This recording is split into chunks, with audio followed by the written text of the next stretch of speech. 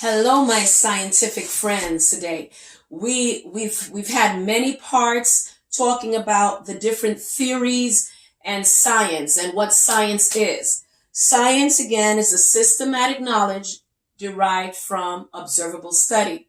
We also said science laws are a result of statements based on many experiments that have proven these laws. So we accept these laws as fact because it has been tested. So we are putting these laws against the evolutionary theory and trying to figure out if the evolution theory is scientific or if it's just a belief. Okay?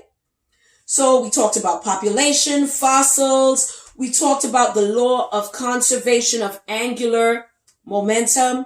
And now we're going to visit some other laws. If you leave anything alone for a while, it's going to rot, rust, or die. This is the law of thermodynamics. If you leave anything for a while, it's going to rot, rust, die, or break down. Nothing gets better by itself. Okay?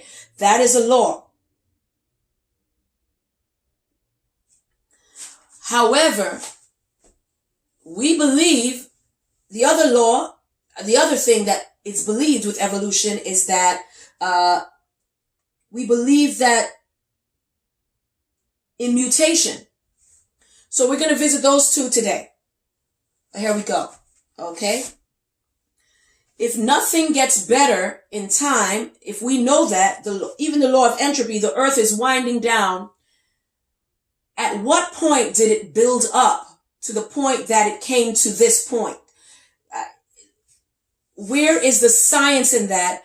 Scientists have not been able to explain that. Okay? So that's something that we need to visit and find out where that came from.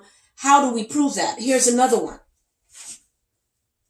I want to really unpack this one about, we believe that humans evolved from bacteria 4 billion years ago.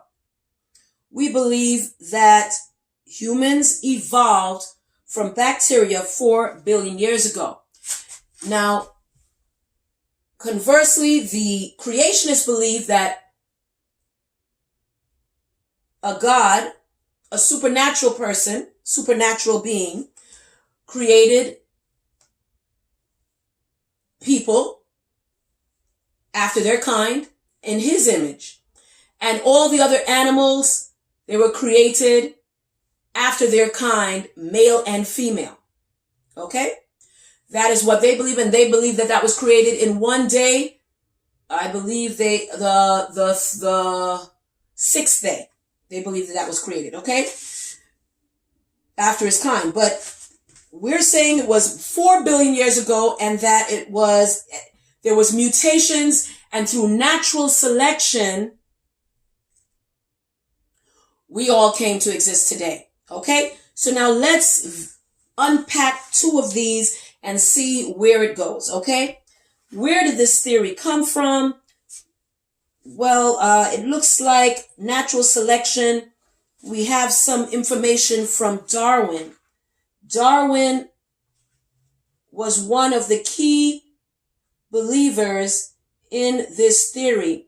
So let's just pretty much see what he had to say about this theory. Okay? It says, with regards to Darwin,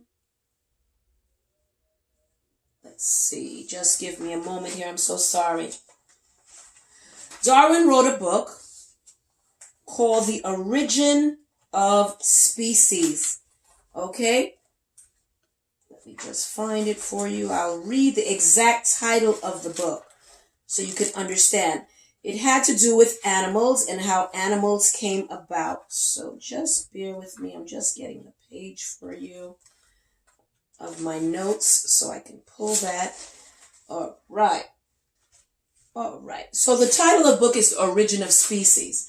Now they cut it. They cut it because I don't know why, but let's get the true.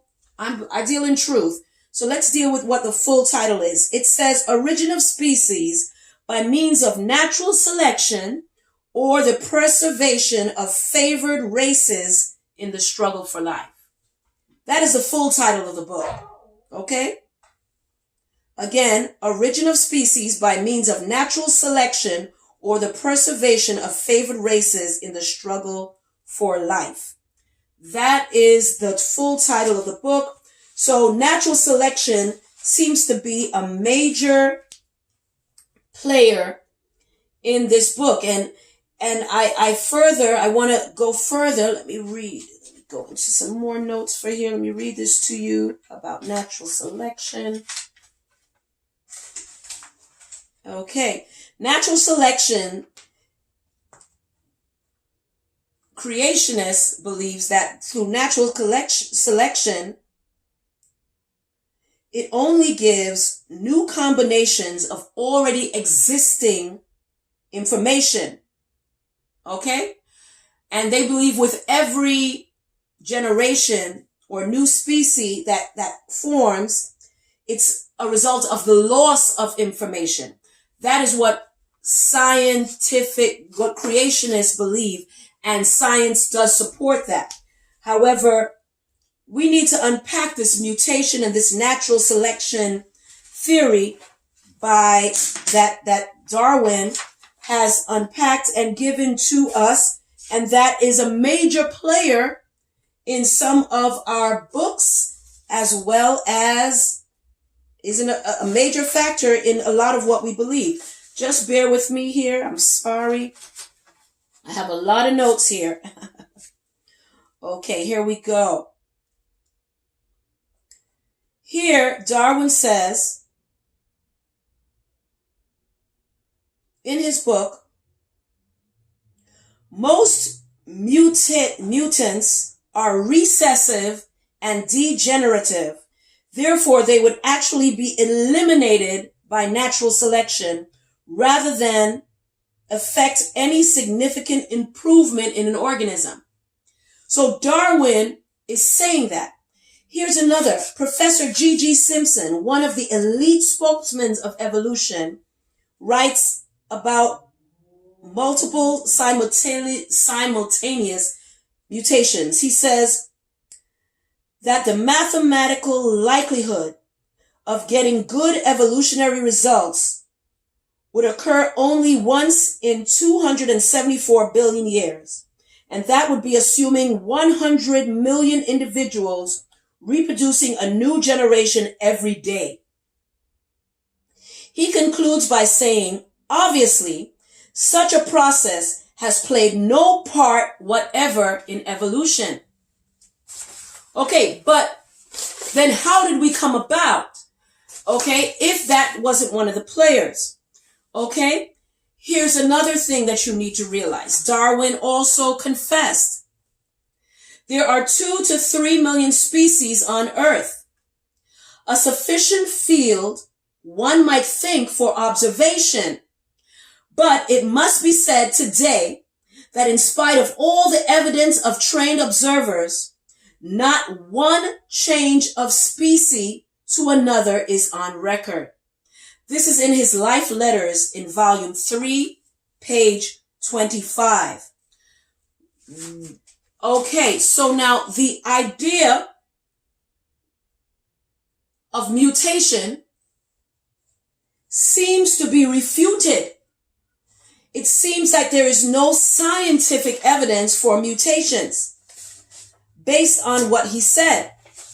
Now I'm going to read something else to you and then I'm going to cut short because we have a lot of information to visit here. If you're interested, okay? Here, listen to this. Darwin believed that natural selection was the most important factor in the development of his theory. So his theory of evolution, natural selection was the most important factor. But you already saw that he visited it in his letters and said he can't find any proof for it. Here's another one. Sir Julian Huxley believed in it. And in his statement in the Evolution in Action, page 36, he says, So far as we know, natural selection is the only effective agency of evolution. Okay?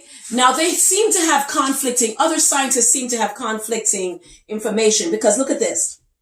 Ernst Mayr said natural selection is no longer regarded as an all or none process, but rather a purely statistical concept.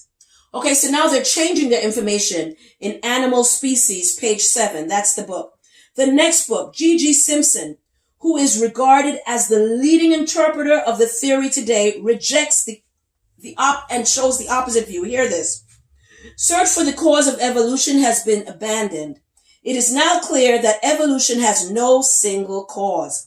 So pretty much there seems to be some back and forth. So we can't seem to pin down any laws to support mutation or natural selection. It was the foundation, now it's not. Is this scientific? I need you to tell me this. Stay tuned for more information. Thank you.